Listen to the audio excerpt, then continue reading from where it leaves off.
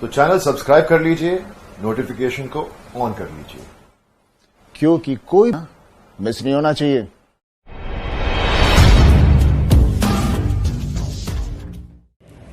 मैं इंजीनियरिंग करता था, डिप्लोमा करता था भुवनेश्वर में। भुवनेश्वर इंजीनियरिंग कॉलेज है भुवनेश्वर में, वहाँ से मैं इंजीनियरिंग करता था। कोविड के बाद मार्च में मेरा कॉलेज बंद हो गया, जिस वजह से मैं फिर गांव आ गया। बिहार मेरा गांव पड़ता है, मुजफ्फरपुर में। बिहार मुजफ्फरपुर मेरा गांव पड़ता है, डिस्ट्रिक्ट है मुजफ्फरपुर का नाम। तो मैं घर आया। घर में आने के बाद फिर कोविड के पापा पहले मेरा दुकान चलाया करते थे, कपड़ा का छोटा सा दुकान था। कोविड के वजह से कुछ दिन बाद, 1-1.5 महीना बाद दुकान बंद हो गया। दुकान बंद होने के बाद फिर बहुत मुश्किल होने लगी। पापा का कुछ तबीयत खराब हुआ करते थे। तबीयत ये मिर्गी टाइप का होता था, जिससे मेरा पापा का देहांत हो गया अप्रैल में। अप्रैल में मेरा पापा का देहांत होने के बाद मैंने सोचा कि अब क्या करूं। फिर एक टाइम ऐसा आया कि मई में खाने के लिए पैसा नहीं बचा था, घर में बहुत हालत खराब होने लगा था। फिर मैंने काम वगैरह ढूंढना स्टार्ट किया। मम्मी को देखते थे, बहुत परेशान रहती थी मम्मी, काम वगैरह करती थी। गाय वगैरह है हमारा घर में, तो गाय वगैरह से पैसा आता था, तो बहुत परेशान रहती थी मम्मी। तो फिर मैंने सोचा मैं कुछ करूं, तो गांव में गया। फिर मेरे पास कुछ खेत वगैरह था, तो मैंने खेत में जाके काम वगैरह किया करता था। आसपास के लोग बोला करते हैं कि इंजीनियरिंग करके फिर खेत में काम करते हो, तो बहुत जलन होता था वो। फिर मैंने सोचा कि क्या करूं, मजा नहीं आ रहा। फिर मैंने हमारे घर से 2 किलोमीटर दूर हाईवे पड़ता है, जहाँ पे लाइन होटल है, बहुत बड़ा लाइन होटल है, जहाँ से दिल्ली के लिए बस आया करता है। तो मम्मी को मैंने बोला, 2-3 बार बोला कि मैं दिल्ली जा रहा हूँ, दिल्ली में जाके कोई जॉब करूंगा, वहां से बढ़िया पैसा कमाऊंगा, फिर आगे कुछ करेंगे बहुत बड़ा। तो मम्मी आने नहीं देती थी, मम्मी मना कर देती थी, बार बार मना करती थी। तो लास्ट बार मैंने बोला कि मेरा जॉब लग गया है मारुति सुजुकी कंपनी में। मैंने झूठ बोला था मम्मी को। मारुति सुजुकी में जॉब लग गई है हमारी, 15,000 रुपया सैलरी मिलेगा, वहां पे इंटरव्यू है। मैं रातों रात गाड़ी पकड़ा, 1 बजे मेरा गाड़ी था वहां से। मैंने बस पकड़ा, 1 बजे रात को बस पकड़ के फिर मैंने आया, शाम को यहाँ पे उतरा था।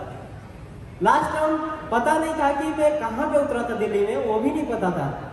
फिर मैंने इधर उधर भटकने के बाद फिर मैंने जॉब ढूंढा। जॉब बहुत मुश्किल हो रही थी उस समय, जॉब ढूंढना बहुत मुश्किल हो रही थी, जॉब कहीं मिल ही नहीं रहा था।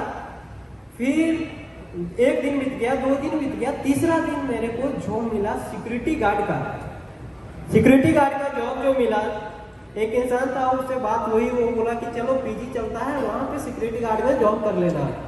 तो मैंने आया, वहां पे देखभाल करता था, 9,000 रुपया सैलरी मिलता था। फिर मैंने सोचा अगर सिक्योरिटी गार्ड का जॉब अगर मैं करता रहूं, कहां तक पहुंच पाऊंगा आगे। मजा नहीं आ रहा था करके सिक्योरिटी गार्ड का जॉब। फिर मैंने 2 महीना किया, 3 महीना किया। फाइनली 15 सितंबर को विवेक बिंद्रा जी का एक वेबिनार हो रहा था। वेबिनार में मैंने बैठने के बाद आईबीसी मॉडल के बारे में कुछ बता रहे थे विवेक बिंद्रा जी की, ये लोग इतने कमा रहे हैं, ये लोग इतने कमा रहे हैं। फिर मैंने सोचा कि चलो यहाँ पे कुछ अपॉर्चुनिटी दिखाई दे रहा है, जहाँ से मैं जाके कुछ कर सकता हूँ। फिर मैंने एचओ में कॉल लगाया। एचओ में कॉल लगा के आईबीसी के बारे में पता किया, आईबीसी के बारे में समझा, सारी चीजें समझने के बाद फाइनली मैंने ज्वाइन किया आईबीसी मॉडल। अक्टूबर में मैंने ज्वाइन किया था। उस समय पैसा का बहुत दिक्कत था, कॉलेज के लिए पापा ने कुछ फीस दिए हुए थे, जिससे मैंने आईबीसी ज्वाइनिंग किया। आईबीसी ज्वाइनिंग करने के बाद पता नहीं था कि कैसे काम करे, कोई डायरेक्शन नहीं था।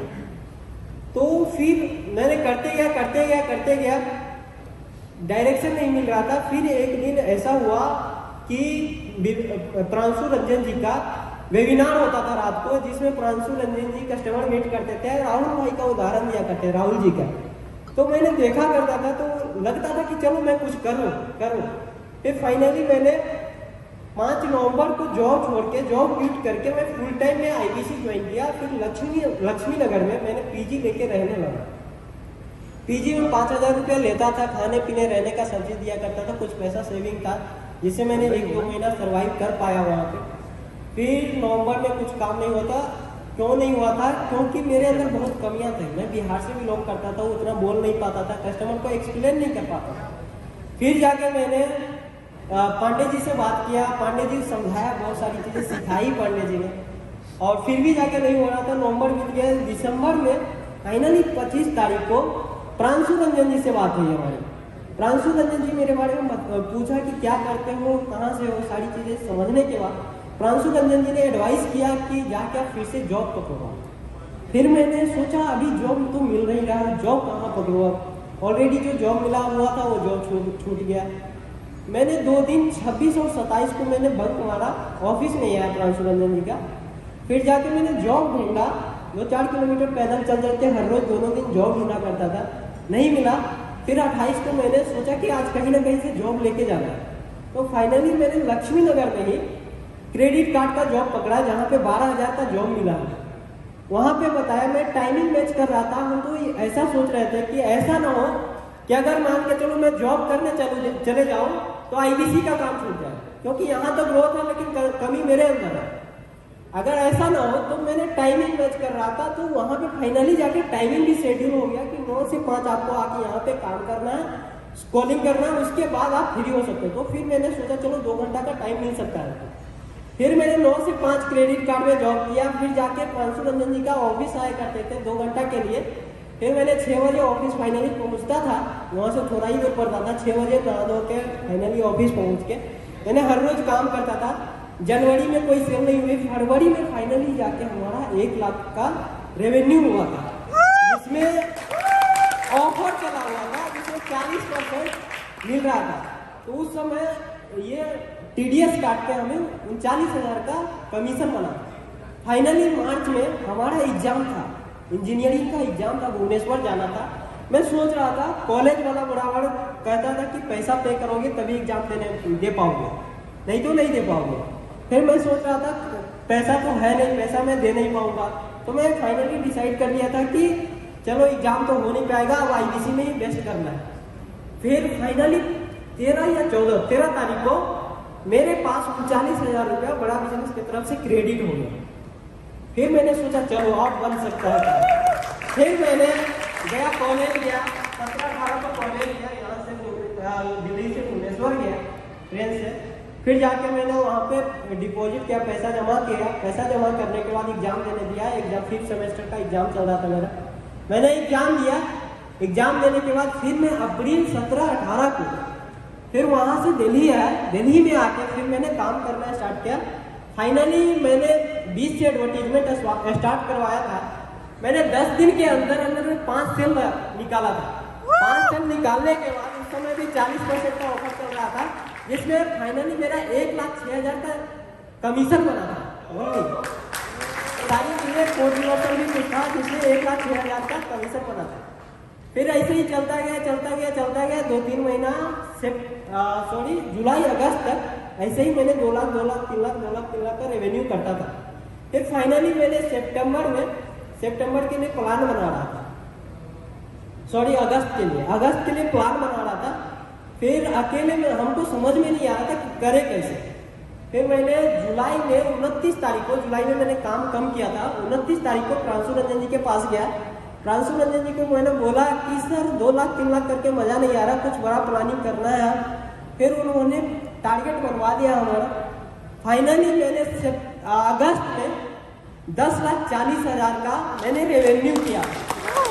फाइनली उस समय मेरा दिमाग खुला था।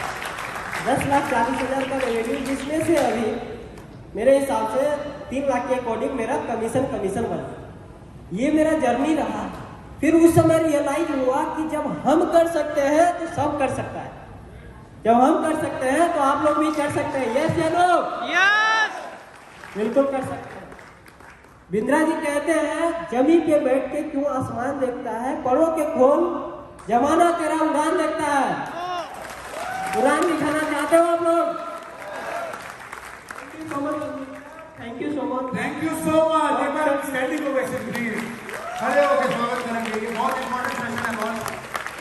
ये हवा नहीं है, ये कंटेंट भी नहीं है, ये कुछ और ही है, ये कुछ और ही है। बहुत बहुत बधाई हो आपको।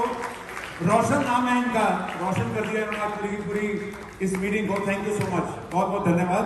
प्लीज इधर आ जाइएगा।